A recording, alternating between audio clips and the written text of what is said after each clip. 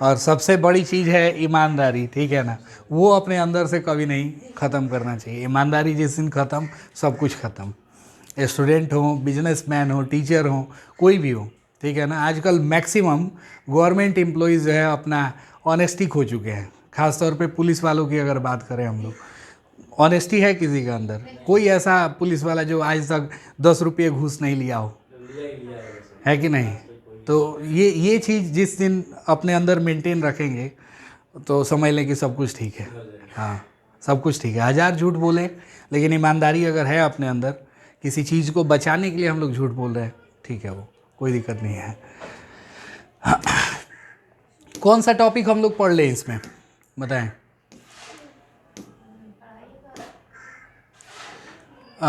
Important जो है topics हम एक बार फिर से रिकॉल कर देते हैं। इसमें 2 वीडियोस हुए हैं ना, चैप्टर 3 के कितने हैं? दो जो है क्लासेस हुए हैं, तो दोनों में से जो है 1-2 हम लोग देख लेते हैं। और ये सारी चीज़ें, ये तो इंट्रोडक्शन हो गया। इंट्रोडक्शन के बाद जो है नर जनन तंत्र था, तो नर जनन तंत्र का हम लोगों को जो फिगर आसान लगे, ठीक है ना, ये वाला तो खैर नहीं बनाएंगे हम लोग, ये वाला जो है ज़्यादा इम्पॉर्टेंट नहीं है, ज़्यादा इम्पॉर्टेंट यही वाला फिगर है। तो इस वाले को ही हम लोग ड्रॉ करेंगे। ये ड्रॉ करना आसान भी है, इजी है, ठीक है। इसमें हम लोग शुरुआत जो है वो टेस्टिकल्स से करते हैं। टेस्टिकल्स जिनका साइज़ जो है वो कितना होता है? 5 सेंटीमीटर, ठीक है ना, 5 सेंटीमीटर इनकी लेंथ होती है। और ये देखें हम लोग, ये जो प्लेन नलिका है इसको हम लोग शुक्रवाहक बोलते हैं, ठीक है। ये 2 मूत्रवाहिनी होती है जो किससे आ रही हैं? किडनी से आ रही हैं, ठीक है ना। और इसमें जो है अभी हमने बताया कि 3 ग्रंथियाँ इंपॉर्टेंट है। 3 ग्रंथियाँ एकदम लाइन से दिया हुआ है हम लोगों को, तीनों ग्रंथि का नाम। और सबसे इम्पॉर्टेंट है इनकी संख्या। इनकी संख्या कितनी होती है? तो ये कई बार बताते हैं। शुक्राशय जो है वो कितना पीस? 2 होता है। और प्रोस्टेट ग्रंथि 1, और कंद मूत्र पथ ग्रंथि ये कितना होगा? 2 होगा। बल्बो यूरेथ्रल ग्लैंड या फिर काउपर ग्लैंड इसका नाम है, ठीक है ना। तो इसके जो अनदर नेम है वो भी हम लोगों को याद रखना चाहिए, ठीक है ना। और ये देखें सबसे छोटी ग्रंथि होती है ये। क्वेश्चन पूछा जाए कि नर जनन अंग में, नर जनन तंत्र में सबसे छोटी ग्रंथि कौन है? कंद मूत्र पथ ग्रंथि, काउपर ग्रंथि। और सबसे बड़ी ग्रंथि कौन है? सबसे बड़ी ग्रंथि जो है वो है शुक्राशय। सबसे बड़ी ग्रंथि कौन है? शुक्राशय है। तो इन तीनों ग्रंथियों का जो है हम लोगों को नाम और इनकी संख्या, ठीक है ना, याद रखना होगा। दूसरा चीज़ की जो सीमेन होता है, वीर्य का मुख्य भाग जो है वो कौन बनाते हैं? शुक्राशय बनाते हैं। शुक्राशय ये जो है बनाते हैं। इनसे स्रावित होने वाले द्रव को हम लोग शुक्र द्रव कहते हैं। इनसे स्रावित होने वाले द्रव को शुक्र द्रव, और इनसे स्रावित होने वाले द्रव को पुरस्थ द्रव कहा जाता है, ठीक है ना। प्रोस्टेट फ्लूइड कहेंगे, पुरस्थ द्रव। ये भी क्वेश्चन पूछा जाएगा कि बताइए पुरस्थ द्रव का स्राव कैसा होता है? तो हम लोग क्या बताते हैं? पुरस्थ ग्रंथि का जो स्राव होता है ना वो क्षारीय होता है, बेसिक, ठीक है ना। कैसा होता है? क्षारीय होता है, बेसिक होता है। और क्यों बेसिक होता है ये भी हम लोग जानते हैं। ये जो पथ हम लोगों को दिख रहा है ये एक ही कंबाइन पथ है, कॉमन मार्ग है ये दोनों के लिए। किसके किसके लिए? शुक्राणुओं के लिए भी, और किसके लिए? हाँ, यूरिन के लिए भी, ठीक है ना। मूत्र के लिए और शुक्राणुओं के लिए, दोनों के लिए ये एक कॉमन मार्ग है, कॉमन पाथवे है, ठीक है ना। तो मूत्र जो है इसका पीएच हम लोग जानते हैं वो कैसा होता है? एसिडिक होता है, ठीक है ना। मूत्र जो है वो कैसा होगा? एसिडिक होगा। तो जब एसिडिक चीज़ इस रास्ते पास होता है ना, वो इस रास्ते को कैसा कर देता है? अम्लीय कर देता है। लेकिन फिर उसको जो है उदासीन बनाने के लिए ये जो पुरस्थ ग्रंथि है इसका स्राव कैसा होता है? क्षारीय होता है। तो ये क्षारीय जो है द्रव स्रावित करता है, जो अगर इस रास्ते पास करेगा तो उस अम्ल को जो है क्या करते जाएगा? नष्ट करते जाएगा, अम्ल के प्रभाव को ख़त्म करते जाता है। और इससे शुक्राणुओं को हानि नहीं पहुंचती है। अगर अम्लीय माध्यम में ही शुक्राणु चले जाएं, जैसे यूरिन पास हुआ है इधर से, उसी रास्ते जो है शुक्राणु भी पास होते हैं, तो फिर जो है क्या देखने को मिलेगा? शुक्राणु नष्ट हो जाएंगे, शुक्राणुओं की क्षमता में कमी आ जाएगी, ठीक है ना। तो इसलिए इसको उदासीन करना जरूरी होता है। जो काम कौन करता है? प्रोस्टेट ग्लैंड करता है। कंद मूत्र पथ ग्रंथि इसका एक ही काम है, कॉपुलेशन के टाइम, ठीक है ना, मैथुन के समय स्नेहन का काम करना, ठीक है ना। कंद मूत्र पथ ग्रंथि या काउपर ग्रंथि जो सबसे छोटी वाली ग्रंथि है, इसका केवल एक ही काम होता है कि मैथुन की क्रिया के समय क्या करना, ल्यूब्रिकेशन, स्नेहन का काम करना, ठीक है ना। इसका इतना ही काम होता है। तो ये जो फंक्शन है वो हम लोगों को याद रहना चाहिए, ठीक है ना। इसमें नलिकाएं वगैरह थी, वो सब हम लोगों ने देखा। नर जर्म कोशिकाएं, ये भी हम बताए थे। नर जर्म कोशिकाओं को हम लोग यहाँ देखे हुए थे, किस में, ये जो है शुक्रजन नलिकाओं के अनुप्रस्थ काट में, ठीक है ना। उस दिन के क्लास में हम लोग पढ़े थे कि अगर हम लोग एक शुक्रजन नलिका का अनुप्रस्थ काट बनाते हैं तो शुक्रजन नलिका के अनुप्रस्थ काट में कई तरह की कोशिकाएं देखने को मिलेंगी, कई तरह की नलिकाएं देखने को मिलेंगी। सबसे पहले तो जरा नलिकाओं के बारे में हम लोग देखते हैं। ये देखें हम लोग, ये जो नलिका हो गई, देख रहे हैं ना, ये जो नलिका हो गई, ये एक वृषण का पूरा अनुप्रस्थ काट दिखाया गया है। वृषणीय पालिकाओं का, वृषणीय पालिकाओं की संख्या कितनी होती है, 250 प्रति वृषण। एक वृषण में कितनी होती है, 250 होती है, ठीक है ना। तो उस 250 में से किसी एक का जो है हम लोगों को दिखाया गया है, ठीक है ना। तो शुक्रजन नलिकाएं जो होती हैं, शुक्रजन नलिकाओं में 3-4 चीज़ें हैं, ज़्यादा चीज़ें हैं नहीं, उनको याद रखना बहुत आसान है। सबसे पहले तो हम लोग इनका नाम याद रखें। क्या नाम है इनका, अंतराली कोशिका। अंतराली कोशिका या लीडिंग सेल इसको बोलते हैं हम लोग, या इंटरस्टिशियल सेल कहा जाता है। ये चूँकि खाली अंतराल में पाई जाती है इसलिए इनका नाम रख दिया गया है, क्या चीज़, अंतराली कोशिकाएं, ठीक है ना। तो अंतराली कोशिकाएं यहाँ मिलेंगी हम लोगों को। ये सब जो कोशिकाएं मिल रही हैं, ये कौन कोशिकाएं हैं, ये सब अंतराली कोशिकाएं हैं। इनको बीच बीच में हम लोग बना देंगे, अंतराल में, खाली अंतराल में बना देंगे, ठीक है ना। इधर सब ये जो कोशिकाएं हैं अंतराली कोशिकाएं हैं। हाँ, इनका कार्य जो है बहुत ज़रूरी है। इनका कार्य है क्या चीज़ बताएं, एक कार्य है इनका एंड्रोजन बनाना, ठीक है ना, एंड्रोजन हार्मोन बनाना। एंड्रोजन को हिंदी में हम लोग क्या कहते हैं, पुंजन कहते हैं। तो एंड्रोजन्स का निर्माण करते हैं। और दूसरा किसका, टेस्टोस्टेरोन का, टेस्टोस्टेरोन हो गया, ठीक है, टेस्टोस्टेरोन हो गया, इनका निर्माण जो है वो करते हैं, ठीक है। ये सभी क्या करेंगे, ये दोनों हार्मोन क्या करते हैं, ये दोनों हार्मोन नर में, हाँ, द्वितीयक लैंगिक लक्षण को उत्पन्न कराते हैं, द्वितीयक लैंगिक लक्षण को उत्पन्न कराते हैं। इनका स्राव कब शुरू होता है नर में, इनका स्राव जो है वो, हाँ बिल्कुल, 12 से 14 वर्ष के जब हो जाते हैं, 12 से 14 वर्ष के जब हो जाते हैं नर, उस समय स्राव होता है किनका बताएं, टेस्टोस्टेरोन और एंड्रोजन का, नर लिंग हार्मोन का, ठीक है ना। क्योंकि उसी समय जो है शुक्राणुओं के निर्माण की क्रिया को प्रेरित करना होता है। तो कहीं ना कहीं यही है जो शुक्राणुओं का निर्माण भी कराते हैं और नर में द्वितीयक लैंगिक लक्षण भी लाते हैं, ठीक है ना, दोनों लाने का काम करते हैं। तो इस तरीके से जो है हम लोग देख रहे हैं यहाँ ये जो शुक्रजन नलिकाएं हैं, तो शुक्रजन नलिकाओं से एकदम सटी हुई जो कोशिकाएं होंगी, एकदम इनकी दीवार से सटी हुई जो कोशिकाएं होंगी, उन कोशिकाओं का हम लोग क्या नाम रखेंगे बताएं जरा। हाँ, उन कोशिकाओं का नाम रखेंगे शुक्राणुजन कोशिका या स्पर्मेटोगोनिया। समझ में आया ना। इसको हम लोग जो है क्या कहे थे, जर्म कोशिका भी कहे थे, जर्म कोशिका, ठीक है ना। शुक्रजन कोशिका, स्पर्मेटोगोनिया और जर्म सेल, ये सब इसी का नाम है, ठीक है ना। एक अगर हम लोग शुक्रजन नलिका का अनुप्रस्थ काट बनाते हैं। दूसरा हम लोग देखें, एक और इसके बाद जो कोशिकाएं मिलेंगी, इनके बाद जो कोशिकाएं मिलेंगी, ठीक है ना, तो इनके बाद मिलने वाली कोशिकाओं को जो है हम लोग क्या कहते हैं बताएं। बिल्कुल, इनके बाद जो कोशिकाओं का समूह मिलेगा उन कोशिकाओं को हम लोग सर्टोली कोशिकाएं कहते हैं। इनका फंक्शन हम लोगों को याद रखना होगा। बिल्कुल, इनका फंक्शन होता है शुक्राणुओं को क्या करना, पोषण प्रदान करना। क्वेश्चन पूछा जाए कि बताइए कौन सी कोशिकाएं शुक्राणुओं को पोषण प्रदान करती हैं, तो हम लोग क्या बताएंगे, सर्टोली कोशिका। और सबसे लास्ट में हम लोगों को जो कोशिकाएं मिल रही हैं ना, ये इनमें से कुछ जो है वो शुक्र प्रसु होते हैं, और जिनके पूंछ आगे होते हैं वो सब क्या होते हैं, शुक्राणु होते हैं, ठीक है। जिनके पूंछ नहीं आए हैं वो अभी परिपक्व नहीं है तो उनको शुक्र प्रसु कह देंगे हम लोग। खैर, शुक्र प्रसु का इसमें कहीं हम लोगों को डिस्कशन नहीं करना है, लेकिन याद रखेंगे, नॉलेज के लिए जो है हम लोग याद रखेंगे इन चीज़ों को कि शुक्र प्रसु होते हैं ये, और जिनकी पूंछ आ गई होती है वो क्या होते हैं, शुक्राणु होते हैं। शुक्राणु बनना, ठीक है ना। ये देखें, एक प्रक्रिया यहाँ से पूछा जाता है, क्वेश्चन पूछा जाएगा, बताइए स्पर्मिएशन किसे कहते हैं।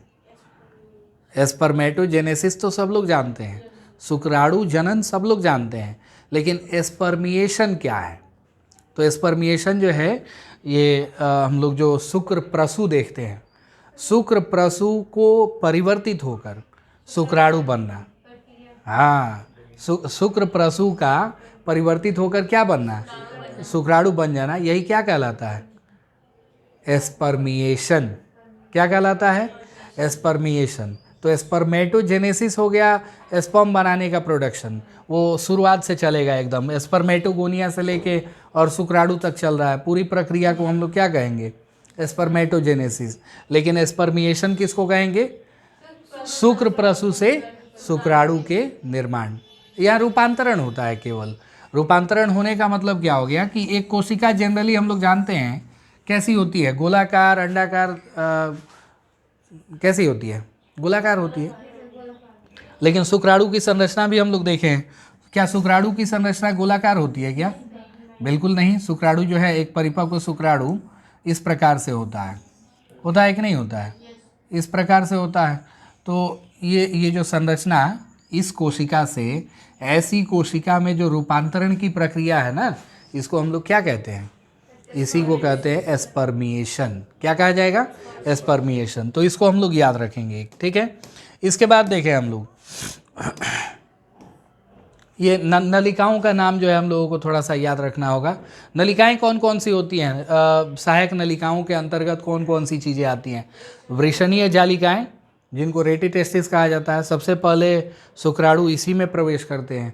उसके बाद शुक्र वाहिकाएँ, ठीक है ना। शुक्र वाहिकाएँ अलग है, शुक्र वाहक अलग है। यहाँ भी लड़के लोग कंफ्यूज होते हैं। इंग्लिश में तो इनका नाम पूरा अलग अलग है, लेकिन हिंदी में थोड़ा सा का अंतर है। देख रहे हैं ना, हिंदी में जो है इनको क्या कहा जाता है? एक को शुक्र वाहिकाएँ और एक को शुक्र वाहक। वाहिका और वाहक, बस इसी का फर्क है।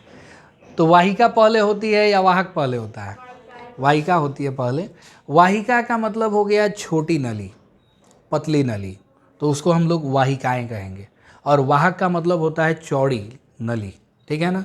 वो संख्या में ज़्यादा नहीं होगी, संख्या में बहुत कम होगी, लेकिन चौड़ी नलिका होगी, इसलिए उसको शुक्र वाहक हम लोग बोलते हैं।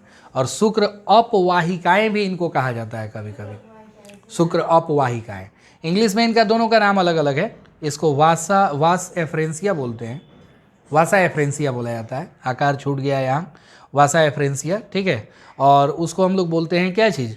वास डिफरेंस, ठीक है ना। क्या बोला जाएगा? Vas deferens. ये वासा एफ्रेंसिया हो गया और वो वास डिफरेंस हो गया, बाद में वो आता है। और हम लोग जानते हैं नर में जो नसबंदी की प्रक्रिया होती है, ठीक है ना, जिसको शल्य चिकित्सा भी हम लोग कहते हैं। शल्य चिकित्सा में जो है कौन सी नली को कट किया जाता है? वृषण जालिकाओं को या शुक्र वाहिकाओं को या अधिवृषण को या शुक्र वाहक, ये वास डिफरेंस को कट किया जाता है, उसको टाइटली बांधा जाता है कट करके, ठीक है। अधिवृषण हो गया। अधिवृषण हम लोग किसको कहेंगे? एपिडिडाइमिस। एपिडिडाइमिस अधिवृषण जो है कहलाता है ये। तो शुक्र वाहिकाओं के बाद जो है अधिवृषण आता है। अधिवृषण का काम क्या है जरा बताएं? अधिवृषण का काम जो है कभी कभी पूछा जाता है। तो शुक्राणुओं को परिपक्व करने का काम, शुक्राणुओं को और ज़्यादा परिपक्व करना, ये किसका काम है? अधिवृषण का काम है। प्लस शुक्राणुओं को जो है करीब करीब स्टोर करना, 60 दिन के आसपास तक जो है ये स्टोर करते हैं अधिवृषण, ठीक है ना। अधिवृषण जो है शुक्राणुओं को जमा करके रखते हैं। इनकी कुल लंबाई अगर देख ली जाए ना, 6 मीटर लंबा होता है ये, 6 मीटर लंबा होता है। लेकिन ये इतना ज़्यादा कुंडलित होता है, इतना ज़्यादा कुंडलित होता है कि 5 सेंटीमीटर के वृषण पे अट जाता है। सोचे 5 सेंटीमीटर के वृषण पे 6 सेंटीमीटर लंबा जो है अधिवृषण टीका होता है। हाँ, जैसे डीएनए हम लोग देखते हैं कोशिका के अंदर 2.2 मीटर लंबा डीएनए है, और एक माइक्रोमीटर की लंबाई वाली कोशिका के अंदर जो है सबसे बड़ी कोशिका जो है वो हम लोग जानते हैं किसको? तंत्रिका कोशिका। 15 माइक्रोमीटर के आसपास जो है उसका लेंथ होता है।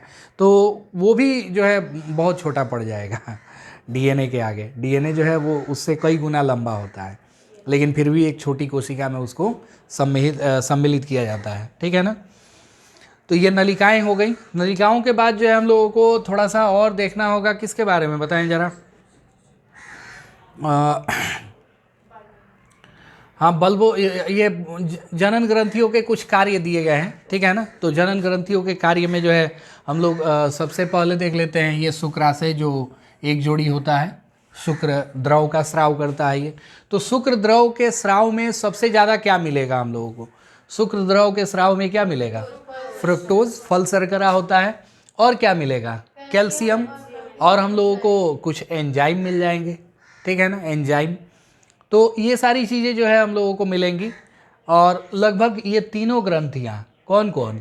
पुरस्थ ग्रंथि, शुक्राशय और बल्बो यूरेथ्रल ग्रंथि, तीनों मिल के लगभग इन सारी चीज़ों को बनाती हैं। अब इसमें बल्बो यूरेथ्रल का एक एडिशनल काम हो जाता है मैथुन की क्रिया के समय स्नेहन करना। पुरस्थ ग्रंथि का काम हो जाता है एक क्षारीय द्रव, ठीक है ना, पुरस्थ द्रव का स्राव करना, जो शुक्राणुओं के पथ को जो है कैसा बना दे, हाँ, उदासीन बना दे, ठीक है ना। तो बस इतना ही जो है काम होता है इनका, ग्रंथियों का जो है इतना ही काम हो गया। इसके बाद हम लोग देखेंगे अब ये फिगर हम लोगों को किसका दिया हुआ है? मादा जनन तंत्र का। ये भी फिगर हम लोग नोटिस नहीं करेंगे, इसको हटा देते हैं। मादा जनन तंत्र का फिगर बनाने के लिए अगर आता है तो हम लोग ये वाला फिगर ड्रॉ करेंगे, जो कि बनाना बहुत आसान है। हम लोग कई बार इसको बनाए हुए हैं, पढ़े हैं, ठीक है। इसको बनाने के लिए हम लोग क्या करें, इस तरीके से, ठीक है ना। पेंसिल एग्जाम में सब लोग रखेंगे, एकदम मैंडेटरी है, समझ में आया ना। और थोड़ा सा हम लोगों को कलाकारी आना चाहिए, ठीक है ना। ख़ास तौर पे इसमें बच्चे लोग जो है वो ज़्यादा कमज़ोर होते हैं, बॉयज़, ठीक है ना। वो जो है फिगर बनाने में उनका हाथ बहुत टाइट होता है ना। तो देखें हम लोग ये सारी चीज़ें जो है हम लोगों को बना लेनी है। ज़्यादा टफ फिगर नहीं है ये, बहुत ज़्यादा टफ हम लोग सोचते हैं ऐसा कुछ नहीं है, ठीक है। इसका फिगर जो है बहुत आसान है। ये हम लोग बना लिए क्या चीज़? अंडाशय, ठीक है ना। अंडाशय, अंडाशय कितने बनाने हैं? एक जोड़ी। दो बनाएंगे कि एक जोड़ी? ठीक है, ठीक है। तो 1 पेयर हम लोग बना लेंगे, ठीक है। इस खाली स्थान को, जो कि त्रिभुजाकार होता है, इस त्रिभुजाकार स्थान को हम लोग क्या कहते हैं? गर्भाशय गुहा। ये देखें नाम दिया हुआ है, गर्भाशय गुहा नाम दिया हुआ है। अभी जैसे हम लोग फिगर ड्रॉ किए हैं ना, एकदम ऐसे ही बना लेना है। अगर थोड़ा सा और नीचे हम लोगों को चलना हो तो यहाँ से ये वाला भाग जो है हम लोग बना लेंगे, ये वाला भाग जो है बना लेंगे हम लोग इस तरीके से, और थोड़ा सा ऐसे जो है ये बढ़ जाएगा, ठीक है ना। ये निरूपित करता है किसको?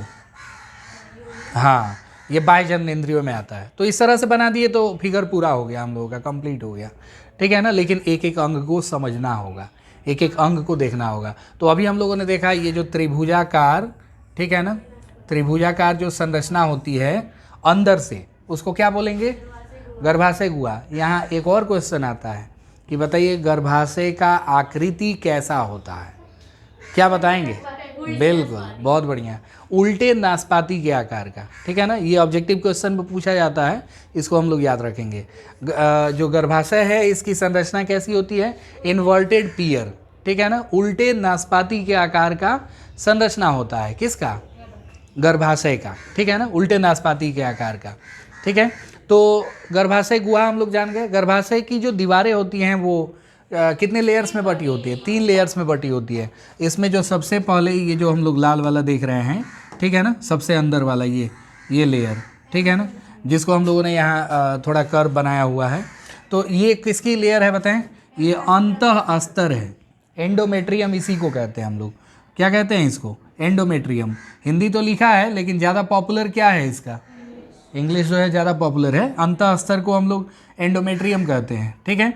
इसके बाद जो हम लोगों को लेयर दिखता है ना, उस लेयर को जो है बताया जाता है क्या चीज़? पेशीय अस्तर, मायोमेट्रियम। क्या कहा जाता है? मायोमेट्रियम, पेशीय अस्तर। और परिगर्भाशय जो है वो किसको कहेंगे हम लोग?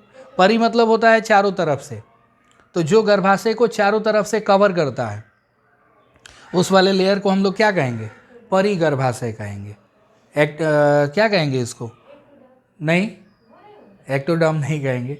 एक्टोडर्म, एंडोडर्म, मेसोडर्म वो अलग होता है, ये अलग है। ये बताएं इसको क्या कहेंगे? परिगर्भाशय को क्या कहेंगे इंग्लिश में हम लोग? इसको कहते हैं हम लोग पेरीमेट्रियम, ठीक है। क्या कहेंगे? पेरीमेट्रियम, ठीक है।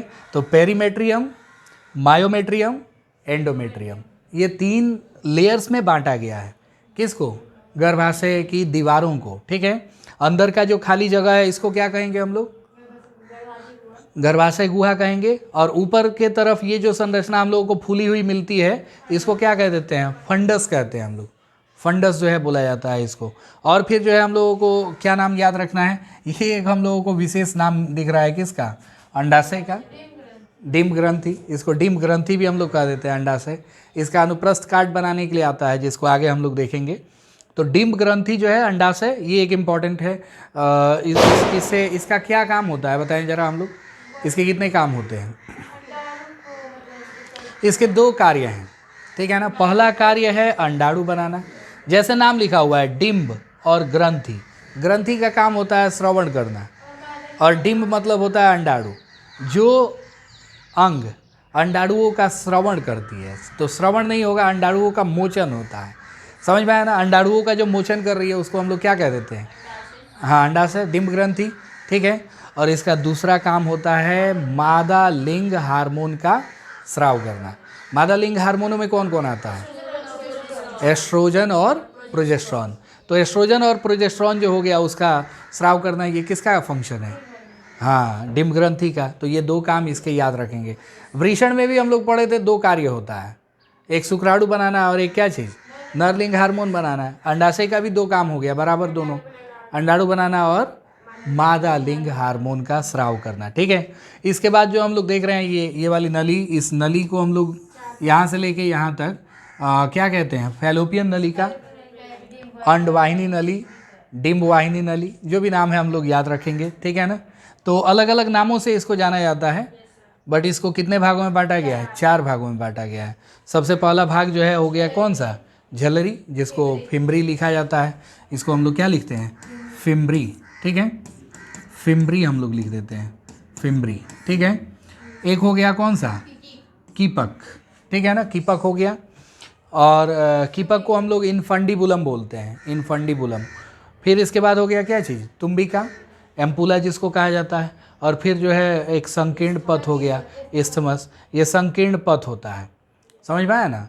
और जो निषेचन की प्रक्रिया होती है वो तुम्बिका और संकीर्ण पथ दोनों के बीच में होती है, जिसको हम लोग एम्पुला इस्थमस जंक्शन के नाम से जानते हैं। तो एम्पुला इस्थमस जंक्शन जो है वो इस वाले भाग को बोलते हैं जहाँ एम्पुला और इस्थमस दोनों आके मिलते हैं, उस वाले जगह को हम लोग एम्पुला इस्थमस जंक्शन बोलते हैं। और निषेचन की क्रिया वहीं होती है। तो अगर एम्पुला इस्थमस जंक्शन दिया है ऑप्शन में, हम लोगों को ऐसा क्वेश्चन पूछ दिया कि निषेचन की प्रक्रिया कहाँ होती है, और हम लोगों को एम्पुला इस्थमस जंक्शन दिया है, तो हम लोग क्या टिक करेंगे? Ampulla isthmus junction. फैलोपियन नलिका देता है।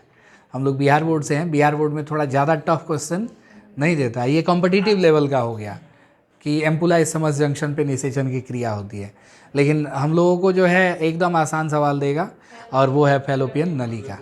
समझ में आया ना? फैलोपियन नलिका जो है वो हम लोगों को निषेचन की प्रक्रिया करवाती है, ठीक है। हैं? हाँ, वो 10th क्लास में नॉर्मली पूछता है, बिल्कुल 10th में भी पूछता है, 12th में भी पूछता है। तो ये देखें, ये वाला जो गर्भाशय गर्भाशय गुहा हो गई, ये जिस रास्ते आके खुलती है उसको हम लोग कहते हैं क्या चीज़? ग्रीवा नाल।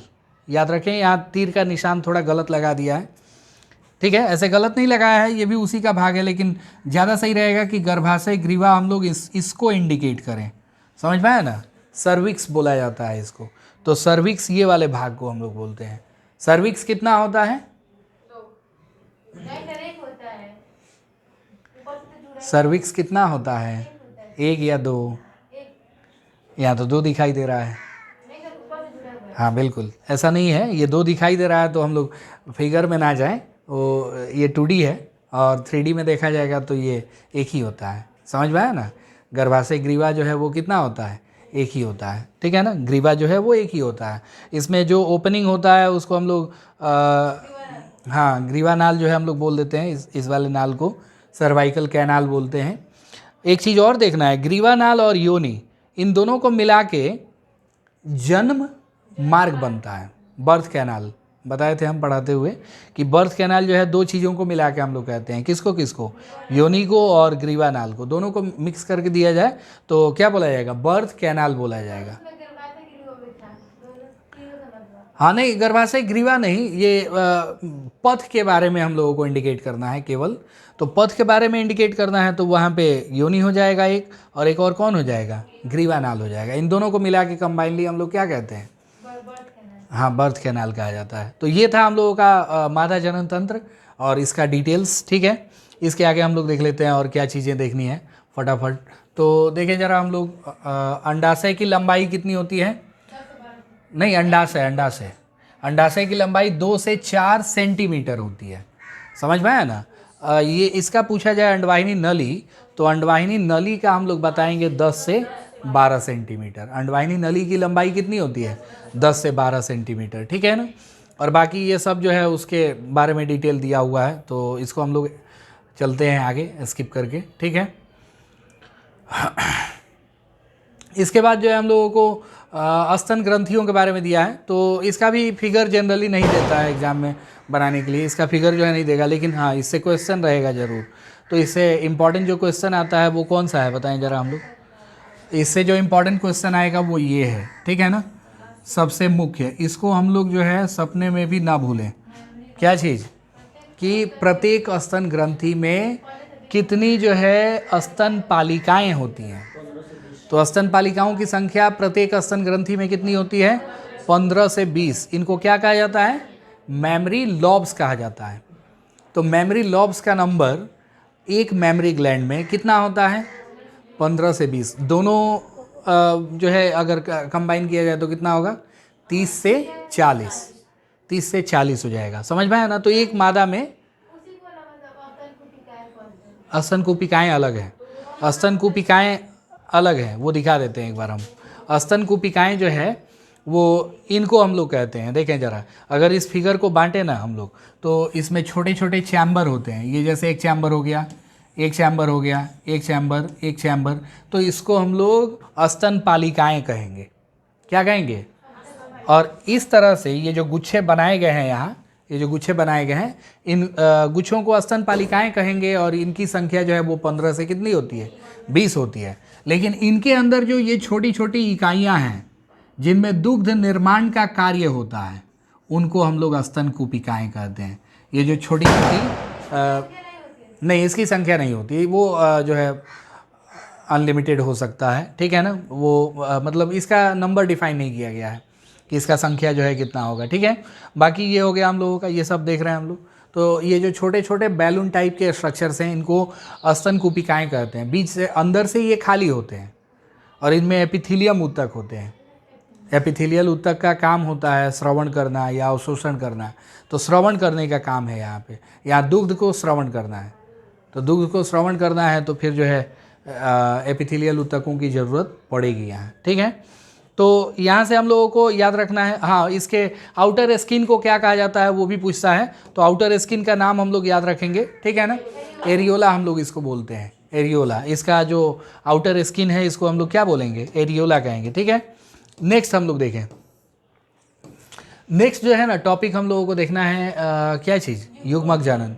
तो युग्मक जनन जो है हम लोग पढ़े हैं, किसको कहा जाता है, युग्मकों के निर्माण की प्रक्रिया युग्मक जनन कहलाती है। अब नर में अगर कराना है युग्मक जनन, क्योंकि युग्मक जनन दोनों में होता है, किसमें किसमें, नर में भी और मादा में भी। तो दोनों में युग्मक जनन की क्रिया होती है। अगर नर में हो रहा है युग्मक जनन तो उसको नर युग्मक जनन कहा जाएगा। मादा में हो रहा है युग्मक जनन तो उसको क्या कहा जाएगा, मादा युग्मक जनन कहा जाएगा। तो युग्मक जनन को समझना है हम लोगों को, लेकिन उससे पहले जो है हम लोगों को एक ये वाला स्ट्रक्चर देखना होगा। ये किसका स्ट्रक्चर दिया गया है, अंडाशय का अनुप्रस्थ काट बनाया गया। देखिए काट जो है अंडाशय का हम लोगों को दिखाया गया है, ठीक है ना। तो एक इसका भी फिगर कभी कभी दे देता है कि आप बताइए अंडाशय का जो है एक अनुप्रस्थ काट बनाइए। तो इसको बनाने में हम लोगों को ज़्यादा मेहनत नहीं करना है, एकदम आसान है ये फिगर, ठीक है ना। पहले तो अमीबा जैसी हम लोग संरचना जानते ही हैं, बाहर से कहीं कोना निकला हुआ नहीं होना चाहिए, ठीक है ना। उबड़ खाबड़ जैसे भी हम लोग संरचना बना सकते हैं, बना ले। और उसके बाद 2 नलिकाएं दिखानी है, एक खून लाने वाला और एक खून ले जाने वाला। ठीक है। उसके बाद जो है ये पूटकों को दिखाना है, तो सबसे पहले प्राथमिक पूटक, उसके बाद द्वितीयक पूटक। द्वितीयक पूटक यहाँ छूट गया है, ठीक है, हम लोग बना लेंगे। तृतीयक पूटक हो गया, ठीक है ना। तृतीयक पूटक के जस्ट बाद जो है ग्राफीय पूटक आ जाता है, जिसकी महत्वपूर्ण भूमिका होती है। ग्राफीय पूटक ही फटता है, उसके बाद जो है कौन मोचित होता है, अंडाणु मोचित होता है। अंडाणु मोचित होने के बाद ये जो पूटक है, पूटक बन जाते हैं क्या चीज़, पीत पिंड, कॉर्पस ल्यूटियम, ठीक है, कॉर्पस ल्यूटियम बन जाते हैं। ये वाला फिगर जो है ना बना के लाना है, इसको हम भेज देते हैं टेलीग्राम पे। तो युग्मक जनन की प्रक्रिया समझने के लिए ये वाला फिगर बनाना इम्पॉर्टेंट है, ठीक है।